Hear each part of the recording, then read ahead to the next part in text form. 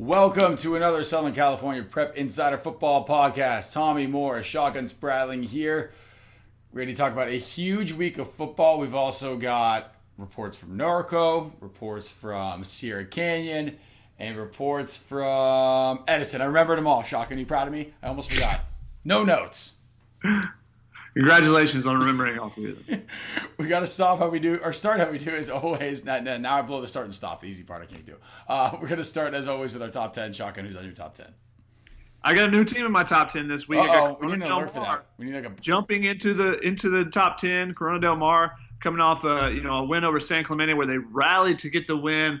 Scoring in the last minute after causing a turnover, had a 3-play, 41-yard scoring drive in the final 40 seconds to get that win. Ethan Garbers with the pass to Bradley Schlom for the touchdown. Schlom finished with 11 catches, 112 yards, and a touchdown. John Humphreys, another one of their big targets, one of the top 2020 wide receivers I've seen. He had 8 catches, 99 yards, and 2 touchdowns. He's got like 11 or 12 touchdowns already on the season. And Garbers, 30 for 39, 317 yards, and 3 touchdowns in that game. So I got Corona Del Mar moving into the top 10. So who moves out? Number 9, Upland, falls out this week. After they losing to Mission Viejo 41-8. They had just 153 yards of offense, even though they've got a Washington commit at the running back spot, a Washington commit at the wide receiver spot. So a little bit concerned about that Upland offense right now. And I will say this, too. That almost speaks just as well to the Mission Viejo defense as it does the Upland offense.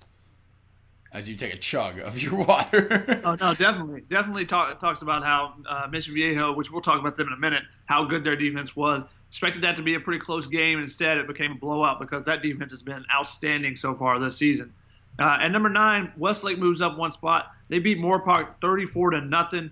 Backup quarterback, hey, no problem. Patrick Robert comes in strong in his first varsity start, throws for 408 yards, 3 touchdowns passing. He runs for another one with Marco Siderman, their starter, sidelined by an ankle injury. Jason Heller, just outstanding once again. 9 catches, 284 yards, 73-yard touchdown catch. He broke Nelson Spruce's school record for receiving yards in a game. The kid's just been outstanding all season. And big shout-outs to Cameron Fabula-Kalanen for shutting down Drake London on the outside. The Washington cornerback commit was able to shut down the USC wide receiver commit. And that was a big part of Moorpark's offense, and that's why they were able to get the shutout in that game. At number 8, I got Orange Lutheran. They're 3-1. They beat Roma Land Heritage 35-16. Ryan Holinsky, very efficient night, 15-19, 206 yards, 5 TDs passing. Logan Loya had 3 of those. He had 5 catches for 100 yards. He makes it look easy there. Orange Lutheran, it's been tough for them to move up after losing the games at Centennial, but they're still at number 8 right now. Number 7. One of their Trinity League opponents, Jay Serra, who's 5-0. They had a big win over top Arizona school, Pinnacle, last weekend. They beat Faith Lutheran from Nevada this weekend. So just basically beating up on all the neighbor states for Jay Serra. They got a week off before a big matchup with St. John Bosco to open up Trinity League for them. Tariq Luckett, the new Colorado commit, had a 51-yard touchdown catch in that game. Jay Serra rolls easily over Faith Lutheran 50-10. So I got them at number 7. At number 6, I got Cajon. They beat Oak Hills 44-22. They went up big in the first quarter. They took advantage of some miscues, a missed field goal, 2 fumbles, scored after each of those. Daniel Fortune, their running back, 13 carries, a season high, 209 yards. Jaden Daniels makes it look easy. 4 touchdown passes. He had 3 of them to Darren Jones, the big wideout on the outside, 27, 6 yards, and a 94-yard, basically put the game away for him right before halftime. So Cajon beats Oak Hills 44-22 in that one. At number 5, I got Oaks Christian. They're 4-0. They beat Murrieta Valley 49-13. Zach Charbonnet, the Michigan commit, 19 carries, 218 yards, 2 touchdowns, including a just beast run on a 2-yard run. He gives a stiff arm to a guy in the backfield. He outruns 3 other guys to the pylon. He just does it all for him. He's a very dynamic running back there. They also got 3 rushing touchdowns from their quarterbacks, Trip Mitchell and Josh Calvert. A touchdown pass from Calvert to Bryce Farrell as well, the Stanford commit. They kind of did it all in this game. Oaks Christian is a team I'm really watching. I think they can actually push themselves up the rankings as they start league play. Their defense has been really good. Jack Lenthal had 3 sacks in that game. Kayvon Thibodeau, one of the top recruits in the nation, 2 sacks and blocked an extra point as well. So Oaks Christian standing at number 5 right now. There could be some movement this week because of some really big games coming up. At number 4, Mission Viejo, they got a big win over Upland, 41-8. Couldn't really move them up because the top 3 has been so strong. But, they continue to make a push. Akili Arnold, I know he's one of your favorite players, Tommy. He had 3 touchdowns in that game, 141 yards, and he had an outstanding punt return, I heard. Very impressive punt return. Was hit as he caught it. Somehow scored a touchdown. Like I said on the radio show. By the way, listen to our radio show. It's every Monday and Thursday starting at 7 on the Mighty 1090 AM. So go ahead and listen to that. I thought he was going to get his clock clean. He somehow catches it, spins off a tackle at the same time, jukes out a couple more guys and scores. It was unbelievable, and I will never second-guess the kid ever again. 49-yard punt return there. He had a 27-yard touchdown catch as well. The defense really shut down Upland, as we talked about. They were up 27-0 at halftime and didn't do anything to let Upland back into that one. Joey Yellen, just nice 235 yards passing, and a touchdown. He takes care of the offense. He gets that offense in positions that it needs to be to score points. And they beat Upland 41-8. So they're at number 4 this week. Big game for them coming up. We'll see if they can move up as well. Number 3, I got Bosco. They're 5-0. They beat Chaminade 56-20. They get a week off before Trinity League play, but they basically had a complete second half off again before this game was even over. DJ Ualele, 19-22, the quarterback, 346 yards, 2 touchdowns.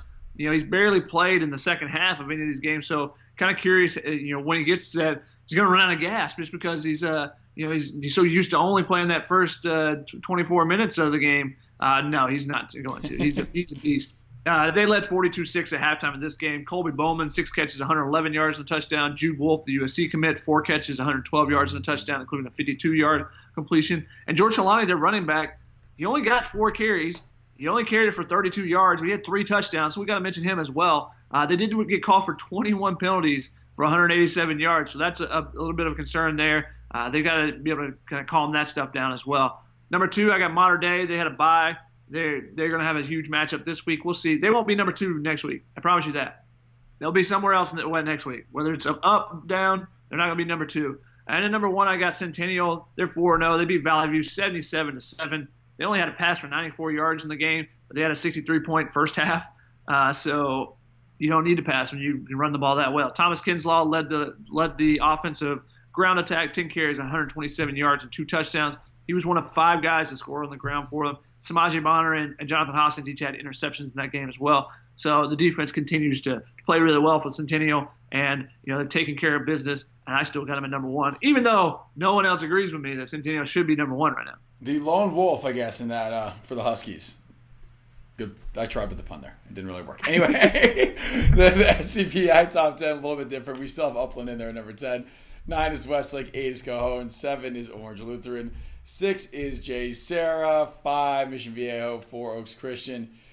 3 is Centennial. 2 is Mater Dei. And number 1 for us, which most people have as well, is St. John Bosco. We're going to talk about Mater Dei a little bit later. But first, before we get to any more of the team stuff, we got to get to our game balls, our shout-outs, our top performers from last week. Shotgun, when you need your halftime, let me know, and then I'll sub in and then throw out some more names. Sounds good. We mentioned some of the guys in the top 10 that performed well, but some other guys out there that had really nice performances. How about this performance, Tommy? Just listen to the stat line. Enrique Garza from Pasadena Maranatha. He was 8 of 9, quarterback, 8 of 9, threw for 300 yards on 9 attempts, 8 completions. 7 of them went for touchdowns in a blowout. So 300 yards, 7 touchdown passes, and he only threw the ball 9 times in the game. Congratulations to Enrique Garza leading Pasadena Maranatha to the win. That's a huge performance there. And that's one of the ones that someone submitted to me. So if you see somebody have a really great performance, hit me up on Twitter, Instagram, at Shotgun SPR on Twitter, Shotgun Spratling on Instagram. Let me know who's playing well, and we'll get them mentioned as well. Another one, Dylan Guerra from Arcadia, 32 of 40, 447 yards and 4 TDs in a win. How about Catella's Brian Begarin? He had 8 tackles, 4 of them for loss, and an interception in a 36-0 win over University. Devon Celestine of El Dorado, he moved from wide receiver to running back, and he had 20 carries, 200 yards, and 2 touchdowns in his first game at the running back position. He also took an 81-yard punt return back to the house. So big game from the guy. Just make it, yeah, coach, move me wherever you need to. I'm still going to score a touchdown. John Gosney from Huntington Beach, 8 tackles, 3 of them for loss, including a safety, and he had 2 sacks in the win. That's pretty impressive. Let's get it done on the defensive side. Ryan Camacho from West Ranch, another super efficient night. 10 carries, 332 yards, and 5 touchdowns. So every other carry he had was a touchdown, and he averaged 33.2 yards per carry in a 56-0 win. That's pretty good right there. How about Paul Pifieri Villa Park, the Purdue quarterback commit. He only had 243 yards passing and 2 touchdowns, but big upset win for Villa Park, beating Servite, getting in there and beating up on one of the Trinity League teams there.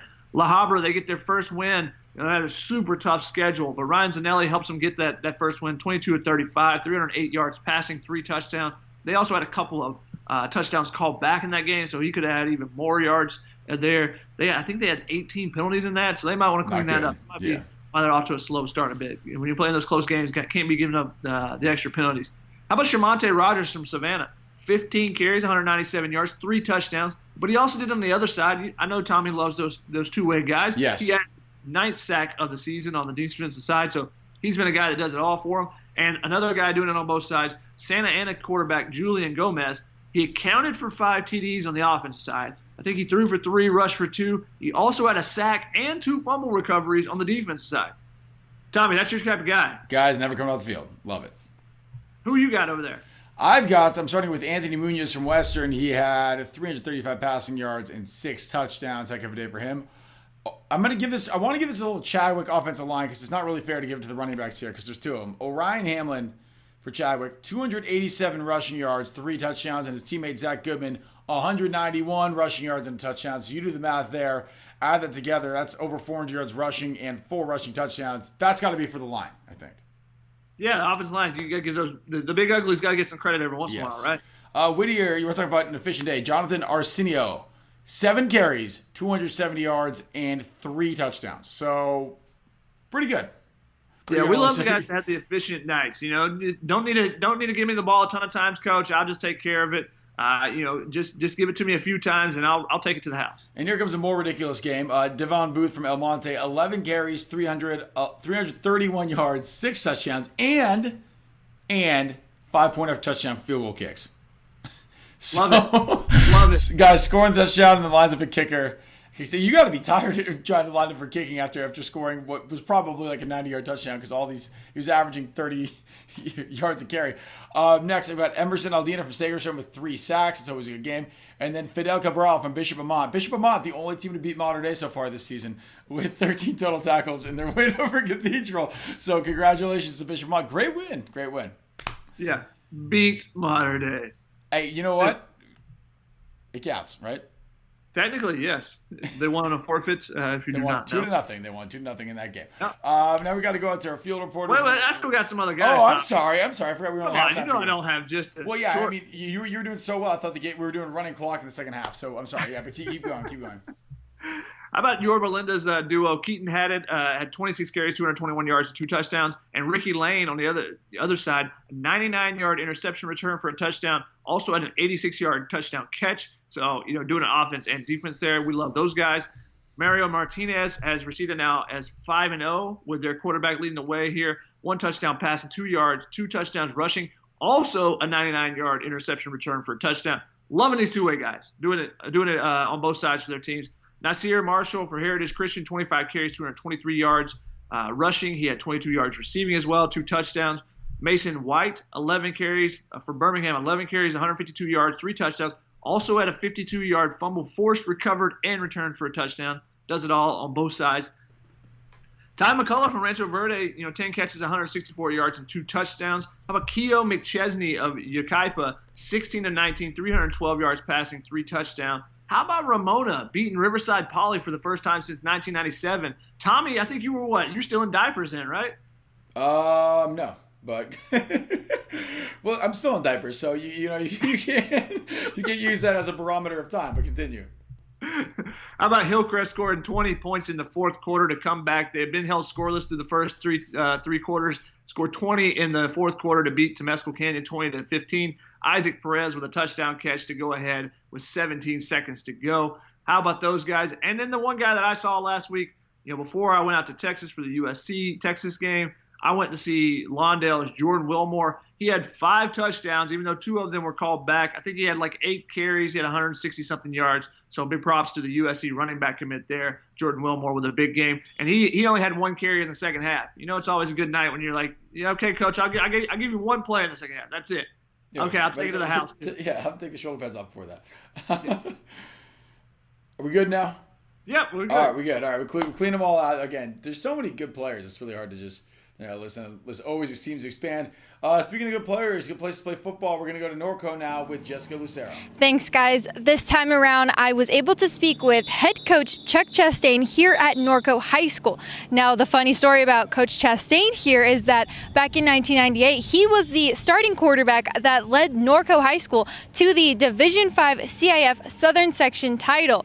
Come full circle, a couple years ago, he was named the head coach here, and he says it's been great. Anytime he's walking around, Norco's just like that really great community where everyone really knows each other. So when they're doing well, everyone lets them know, but when they're not doing so well, then they also let them know. But what's different about this 2018 team is they have people like Shane Illingworth, who is the starting quarterback here, who's one of the top quarterbacks in the nation. They also have Blake Beecher here, who's really helping them out. He's one of the captains. He's helping lead this team to a great start. Let's take a look and see what he had to say. Now, Coach, you were the starting quarterback that led this team to the 1998 CIF Southern Section Division V Championship. Now, what does that mean to you to be able to come here and be the head coach for this team? It's important just to keep the legacy of good programs, our teams coming through the program, and donate back my time to the community that helped make me who I am today. So it's really important, and proud to be a part of it. Now, you already touched on it a little bit, but this community here at Norco, they are very into their high school football. How great has it been to coach a community like that where they're so supportive? It's awesome. It has its ups and downs. Everyone knows who you are, where you're going. So when you win, you're the hero. When you lose, they'll let you know. But we have our own JAF program, one high school in the city. It's been going that way for 30-plus years. We're real proud of our tradition and what we've established here, and look forward to keep it going. Now, you've been here for a couple years now. What would you say is really the biggest difference with this 2018 team? The leadership of our kids, the focus point and what they've put in their heads and what they want to accomplish. It's a great locker room right now with a lot of leadership, and we're real proud of what they've accomplished. Who would you say of those kids are really some of these standout kids that we should all keep our eyes out for? We have a lot of standout players offensively. We got Shane throwing the ball, and we got some good young offensive linemen with Madrigal and Warchuck. Got a nice young running back coming up here, Mr. Ott. We got a nice returning senior, DJ Ford, carrying the load, and a great receiving core with guys all over the place. Defensively, we're led by Blake Beach, our captain, and they're not a bunch of name guys, but they're scrappy, and they get the job done, and real proud of our defense so far. Watching you with the guys out here, you like to joke around with them in the greatest way possible. What kind of a culture do you guys have here at Norco? I'd like to think we have a serious culture focused on winning, and we try to be physical, but we spend so much time together. It's important that they feel safe and like being around us. So, yeah, we like to have fun, but when it's game time, it's time to turn on the seriousness and play. Now, what can fans really expect from you guys this year? Hope to make a deep run in the playoffs and play for a CIF title. Starts with the league title, so we got to face Centennial and a few others, Santiago and Rosie. But like to win a league title, try to play for a CIF title, and we'll see what happens. Awesome. Thank you, Coach. Thank you for your time. Thank you very much. As Coach Chastain said, the Big Eight, tough as always. You got Centennial at the top. Norco probably going to finish second once again, followed by Santiago's. What I'm expecting this year. Now, they are in Division II, so they definitely have a lot of tough competitors in there as well. They've got Upland, they've got Rancho Verde, among a few others. So that's where it's going to become even more difficult. What's interesting about this year is that they were being led by one of their running backs, DJ Ford. Well, he's currently out with a concussion, but they had a freshman come in and take his place, help him out. He's already got 5 touchdowns under his belt. So, they've got guys who are definitely able to come in and help each other out if need be. So I think that is what's going to really help Norco out this year. So we'll see how they do. I'm expecting them to do great. We'll see how it goes. That's all for me. Back to you guys. All right, thank you, Jessica. Now it's time to keep the train rolling. We're going to go to Edison now with Beverly Pham. Thanks, Tommy. We're just about headed into league play here in Orange County. Bosco, Serra, and Mission Viejo remain undefeated. This week's game ball goes to Villa Park. The Spartans were on top of their game on both sides of the ball and won 28-14 against Servite. You can watch my interview with Villa Park quarterback and Purdue commit Paul Paferi on Twitter. Over in the Sunset League, Corona Del Mar narrowly defeated San Clemente 21-20. And continuing with my Sunset League tour, I'm at Edison High School today. As a Fountain Valley alum, I'm not used to the green and gold of our rivals, but let's see what the Chargers are up to.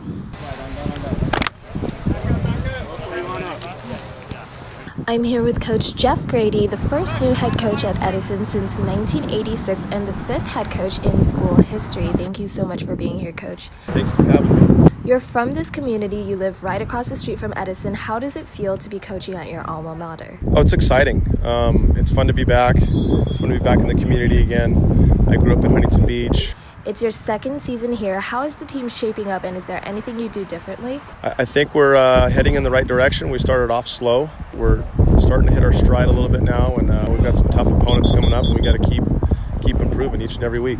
You were formerly quarterback at Fresno State. You also coached there for a while and then came to Santa Margarita for a couple years, and you're bringing a wealth of experience to Edison. How would you describe your coaching style and philosophy? Coaching style, I mean, we like to get after it. Obviously, you want to enjoy what you're doing, but obviously if you want to have a lot of success, you got to work hard. That's an attribute we're trying to instill within our players.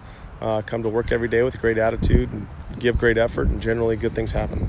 The Chargers had a lot of key seniors graduate last year. How is the team working to fill their spots? It took a little bit of time initially, but I think it's starting to come together. We got a bunch of guys filling in for some players that left after pretty stellar careers here, but they're doing a good job. Like I said earlier, I really like the makeup of our team. We have good young men, and we're starting to come together, so I think we're heading in the right direction. Coming off a bye week, how are you preparing for San Clemente this week? We're preparing the same way we prepare every week. Monday and Tuesday are going to be very physical days for us. There are 2 padded practices, and then Wednesday is going to be a little bit more abbreviated, and we play on Thursday. So the week is shorter, but Monday and Tuesday are going to be our big practice days. Thank you so much, Coach, and we wish you the best of luck. All right, thank you very much. It's going to be quiet this week in the Trinity League as Bosco, Serra, Serra, and Santa Margarita are all on a bye, but 2 matchups to watch this week will be Mission Viejo versus Orange Lutheran. They're going to be playing at 7 p.m. on Fox Sports Prep Zone, as well as Mater Dei coming back from a bye week to play number 1 ranked IMG Academy. They're going to be playing at 7:30 p.m. on Fox Sports Prime Ticket. Back to you, Tommy. Thank you, Beverly. Now it's Connor's turn. He's out at Sierra Canyon. Connor, what's up? Thank you, Tommy. I'm here at Sierra Canyon High, where the Trailblazers are off to a 3-2 start so far this season. Sierra Canyon actually began the year 0-2 with close losses to Westlake and Lawndale, but since then the team has rallied together for 3 straight wins. Earlier at practice, I caught up with junior linebacker J.D. Hernandez, and I asked him what's been responsible for the turnaround.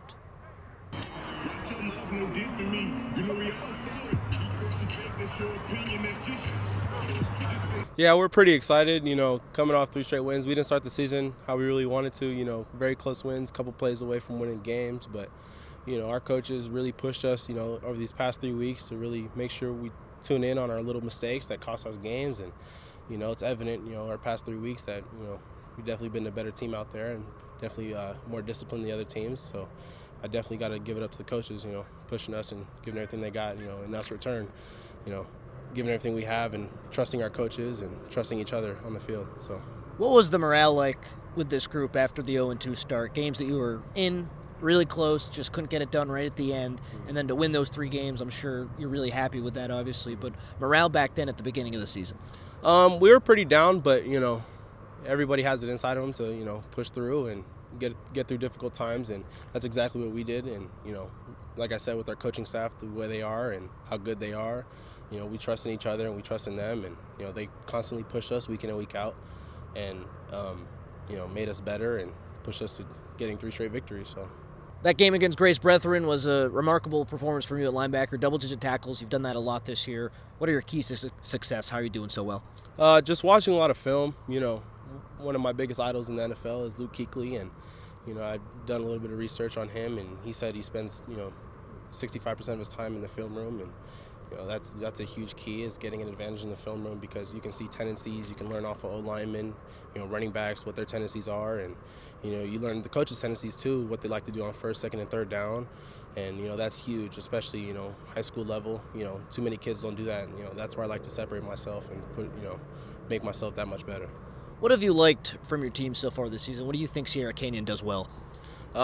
Honestly, we play together. I think that's what I like most about our team, is we never let go, and we never turn our back on each other. When everything goes wrong, we still find a way to get back together and push through no matter what. What about in terms of improving? Where do you think you guys can get better? Definitely special teams and our defense. Arm tackling was a big thing for us last week against Grace Brethren, and we definitely need to fix it going against shifty guys like Bakersfield and upcoming Calabasas and San Pedro and all those guys. But that's the biggest thing is just special teams and defense. But we're working our way, so we're getting better every week.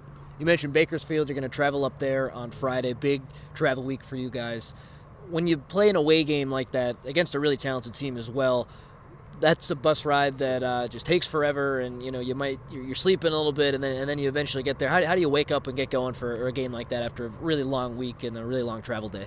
Honestly, I think us being away kind of gives us not really momentum, because of course there's home field advantage, but it kind of gives us that extra drive to, we traveled all this way, we're not going to come out here and lose, but. Just like I said, just playing as a team, and we always have that one song that we play before games, and it always gets us going. So we always can rely on that too, and just playing together as a team as a whole. So, how much do you enjoy playing for Coach House? These past 3 years have probably been the best 3 years of my life.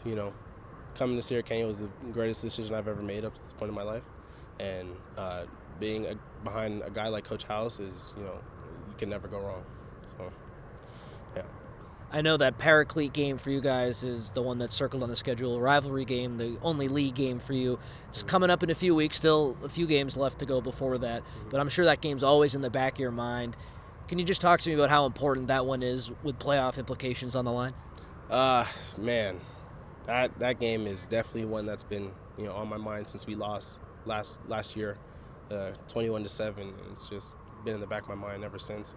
And doing it for my oldest brother and my oldest brother who lost to Paraclete when he was here, and my middle brother who's a senior this year. I just wanted to do it for him and make sure they get that last league championship before they go. How much fun is it playing with your brother? It's so much fun, knowing that my brother's on the field with me, and I get to experience that amazing camaraderie and friendship on the field. And it's big for me because I didn't get a chance to play with my oldest brother, but me playing with my middle brother definitely, pushes me, and we push each other not only on the field but in the classroom and at home, and it just makes us both better.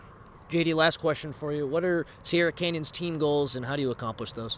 We only have one goal in mind, and that's state, and I'm sure that's everybody's goal, but we just push day in and day out in the film room, on the practice field, every day, just pushing each other, making each other better day in and day out. JD Hernandez, thank you so much. Thank you. This technology scans resumes for me to find the right people. Actively invites them to apply, so I get qualified candidates. So there's the lowdown on what's going on here at Serra Canyon. Let's move on now to the game ball segment, where I highlight the top players from the past week in the northern part of the southern section. I want to get things started at Grace Brethren, and I know the team lost to Serra Canyon, but Lontrell Diggs, the running back over there, he got my attention in that game. 24 carries, 111 yards, 2 touchdowns. The kid looks like Jerome Bettis, running over people. He gets the first game ball for me. That's Lontrell Diggs over at Grace Brethren. Defensively, Dalen Fuller at Long Beach Poly. He gets my second game ball, 10 tackles and a pick six, and a 46-15 win for Poly over Milliken. So Dalen Fuller, game ball number 2. Great performance from a really talented Poly defender. Long Beach Poly, that defense is on another planet. They are ridiculous. And then lastly, the ridiculous stat line of the week, it goes to Davon Booth over El Monte. 331 rushing yards, 6 touchdowns, and a 52-14 win over Rosemead. That is video game stuff from Booth. Finally, let's make my one pick this week. Quickly, though, before I get to that, last week I laid an egg. I had Moore Park over Westlake. Didn't happen. Westlake killed him. This week I'm going to bounce back. Give me Narbonne over Lawndale. Narbonne gets their quarterback back, Jake Garcia. They also get talented defensive back Breon Penny back because of the sit-out period, so he's eligible now. He's one of the best athletes that they have over there at Narbonne. I know Lawndale has Jordan Wilmore, who's a fantastic running back, but the Gauchos are going to be tough to beat, especially with these new additions. Give me Narbonne this week. I like them to beat Lawndale at home, a game I will be at. Tommy, back to you.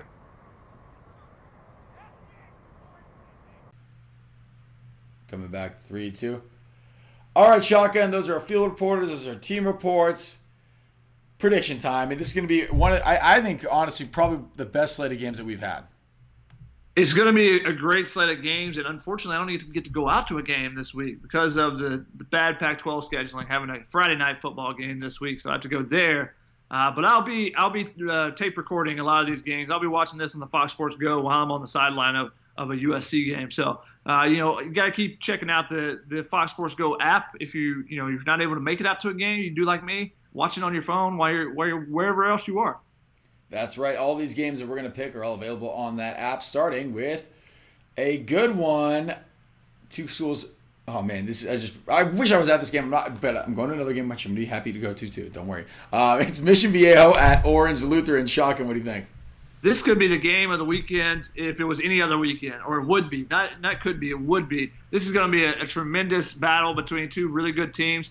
Mission Viejo is 5-0. Orange Lutheran is 3-1. Orange Lutheran is coming off of a nice win. They're starting to get their offense rolling. If their offensive line can contain that Mission Viejo defense, I think they have a chance. The Mission Viejo DBs have been really good. I think they've got 9, 10, 11 interceptions so far this season, somewhere in there. And they're going to be facing the best quarterback they've seen all season in Ryan Helinski. He's able to distribute the ball to all his weapons. You got Logan Loya, who had the 3 TDs last week. You got Kyle Ford, who's one of the best receivers in the nation, if not the best. You have 2 tight ends that are really good in Elijah Mahara and Ethan Ray. So he's got some weapons there. How he uses those will be key against this Mission Viejo defense that just shut down an Upland offense that have been doing really well too. I think the Mission Viejo is a little bit more complete of a team on offense and defense, but Orange Lutheran has the better stars in Ryan Helinski. So I'm going to go with Orange Lutheran. I'll go the other way. I'll go Mission Viejo. I was at their game against Upland. I was very impressed. Joey Yellen has outthrown Helinski in yards per game by about 25 yards. Not that it matters. But Joey Yellen, Helinski and Yellen, both really good players. Obviously, you already mentioned them. One going to Arizona State, one going to South Carolina. Both definitely Division I prospects. Joey Yellen, if you talk to him, sounds like a 40-year-old. And I mean that as a compliment. Mature dude. I think he can handle games like this. I'm going to go with Joey Yellen, especially. It's going to be tough on the road at Orange Lutheran. It'll be packed. Next, we've got Cathedral at Serra. Los Angeles Cathedral making the trip out to Gardena Serra. Serra's coming off that double overtime, heartbreaking loss to Narbonne. They had a chance to win in that one. Cathedral's been playing really well, but I think I'm going to take Doug Brumfield and his ability to pass on the Cathedral secondary. He's got some weapons on the outside in Melquan Stovall with LV Bunkley Shelton. He's got some guys on the outside that can make some guys miss as well. So if he can complete some passes, which they've been throwing the ball a ton for them, and they keep him clean in the pocket, I think that Gardena Serra gets the win. I agree with you. I've seen Serra play. They're a strong team. Brumfeld's a very impressive quarterback. Just getting that game to overtime was pretty crazy. It was a hectic game. Tough one to lose, but I think that will kind of energize them to bounce back here against Cathedral. Cathedral coming off a loss to Bishop Amat. Again, the only team to beat Mater Dei this year. So I've got Serra as well. Next, Heritage at Cajon.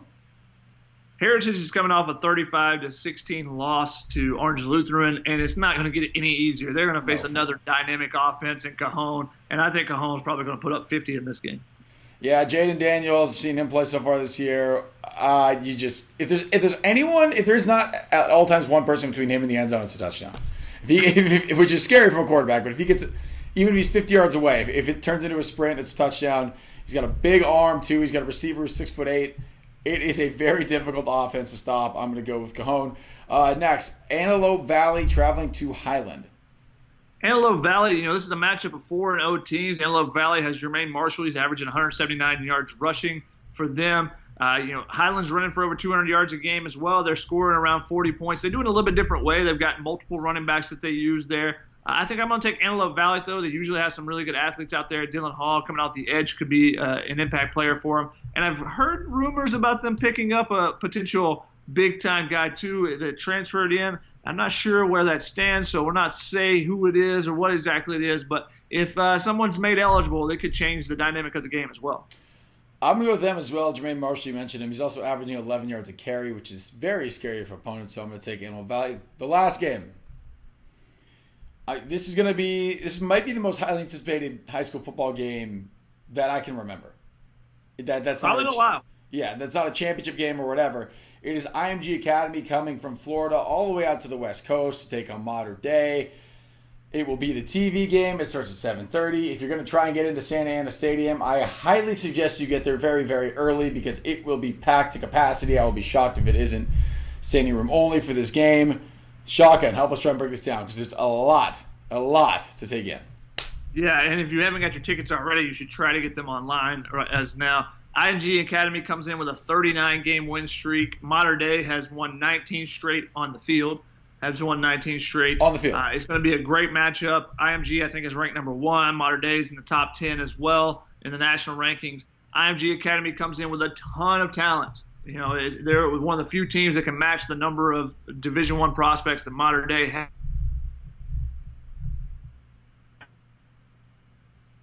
You know, they have some high-end talent, too. Defensive end Nolan Smith, the Georgia commit, one of the top recruits in the nation coming off the edge. How does Mater Dei protect Bryce Young in this game with Nolan Smith on the other side? You know, and how do they get to the quarterback on the other side? So they'll see some familiar faces, though, because David Baldwin, the former Upland quarterback, is now at IMG Academy. Josh Delgado, the former St. John Bosco receiver, is now at IMG Academy. So it's not like they're completely, these are a completely different team that they're facing. They know some of these players. And, you know, some of these guys like Brew McCoy, who was at the opening, you know, he was able to see, and Sean Dollars and those type of guys, they've seen some of these players before. You know, they saw these, you know, these top high-end prospects like Evan Neal, the offensive lineman who's 6'7", 360 pounds. Tommy, that's like 4 of you, right? That would not be a good matchup for me, I would say. So they have him on the offensive line. How do they get to the quarterback and affect him? They got linebacker Jaleel McCray, who's a Florida State commit. So there's stars all over the field in this game. You know, Brew McCoy is going to have a big impact. Has 5 sacks so far this season and 6 TD catches. How do they get the ball to him? What kind of impact can he make? And like I said, a big test for that offensive line for Mater Dei. Miles Muro on the outside. He's at the left tackle spot. I think he's one of the best offensive linemen in the 2020 class. You know, how does can they get him faced up against Nolan Smith? Because I think he's got the best chance of stopping Nolan Smith. And the other offensive line, I think it might be too much. They might have to put 2 guys out there. So how do they kind of try to block Nolan Smith on the edge, and how do they contain that IMG pass rush will be really big in this game. Who you got? I'm going to take IMG Academy. I will be the homer. I'll take Mater Dei. I mean, IMG, this is going to be an unreal game. The backfield for IMG, you got Trey Sanders and Noah Kane, 2 of the best running backs in the country. You mentioned the rest of the guys pretty much. Shamar Nash, the wide receiver, another guy I want to mention. Pretty much everyone on that team is going to play Division I. But you look at the flip side, pretty much everyone at Mater Dei is going to play Division I. So it'll be almost like a mini Division I game. I cannot wait to watch it. I will be there. I'm going to pick the Monarchs just because they're home. I think here's the one scary thing for Mater Dei, though. Everyone who plays IMG, that is their Super Bowl. For IMG, this is IMG's Super Bowl. This is the type they've been talking about this game for a year now. They wanted this game. This might be the last time this game ever happens because CIF said no thank you to IMG for the rest of the time being. So we shall see. This might be the one and only time it happens, but I've got Mater Dei. Hopefully, being home will help because I think even Mater Dei's rivals want to see them win this game. It's good for the whole region if they can pull off this victory against a team that has not lost in, like you said, 39 games. And by the way, I want to mention this too. If you're at home doing research, there are 2 IMG Academy teams. There's the blue team and the white team. This is the blue team traveling out, not the white team. The white team did lose last week. Wipe that away from your memory. That's not the same team. One's a national team, one's a local team. So IMG Academy blue, the one that's 39-0, is the one that's coming here. I am excited. And the Ascenders, Tommy's favorite mascot now. Someone explain to me what that is. They go upward, right? Is their mascot an escalator? Maybe it should be. Maybe it's one of those, somebody who just does the fake escalator behind couches at all times. So in this matchup, Bryce Young's legs are going to be critical for Mater Dei. How does he get out of the pocket? How do they, roll the pocket and do different things with him? And then for Mater Dei on the defensive side, that defensive secondary, which is really good. Elias Ricks, one of the top 2020 cornerbacks.